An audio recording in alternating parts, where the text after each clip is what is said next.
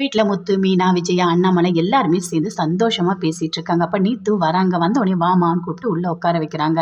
ரவி கிட்ட பேசுறாங்க. ரவி, நீங்க ரொம்ப நல்லா பண்ணீங்க. அதனால உங்கள வந்துட்டு நான் பார்ட்னரா சேர்த்துக்கலாம்னு நினைக்கிறேன். என்கிட்ட 4 பிரான்ச்சஸ் இருக்கு. இனிமே எந்த பிரான்ச் ஓப்பன் பண்ணாலும் நீங்களும் அதுல ஒரு பார்ட்னர் அப்படின்னு சொல்றாங்க. எல்லாருமே பார்க்கறாங்க. என்னது பார்ட்னரா அப்படின்னு விஜய் அப்படியே ரொம்ப சந்தோஷமா கேட்கறாங்க. இதுக்கு 2, 3 கோடி செலவாகுமே அப்படின்னு மனோஜ் சொல்றாரு. இல்ல இல்ல 20 கோடி ஆகும் அப்படின்னு சொல்றாங்க. என்னது 20 கோடியா? அவ்ளோ பணமா? அப்படின்னு சொல்றாங்க. ஆமா, எங்க டாடி குடுத்துருவாரு அப்படின்னு நீத்து சொல்றாங்க. அப்படியே பார்க்குறாங்க விஜயா ஒரு மாரி சந்தோஷமா இருக்காங்க. அப்படியே ரவியும் பார்க்குறாரு.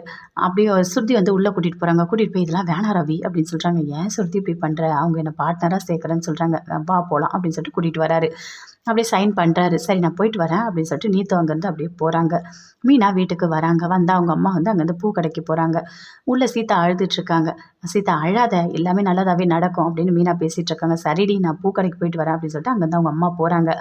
பேசிட்டே இருக்கும்போது அங்கேருந்து அந்த டிராஃபிக் போலீஸோட அம்மா வீட்டுக்கு வராங்க. உள்ள வாங்க அப்படின்னு மீனா கூப்பிட்டு பேசுறாங்க. இல்ல என் பையன் வீட்ல தான் இருக்கான். ரொம்ப கஷ்டமா இருக்கு.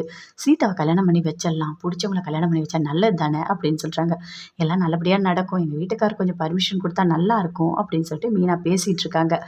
அப்படியே பார்க்குறாங்க விஜயா. இந்த நீத்துவ கல்யாணம் பண்ணி வச்சிடலாமா? ரோகிணி எப்படியாவது கட் பண்ணி விட்டுறலாமா? அப்படின்னு அவங்க ஒரு பக்கம் யோசிச்சுட்டு இருக்காங்க.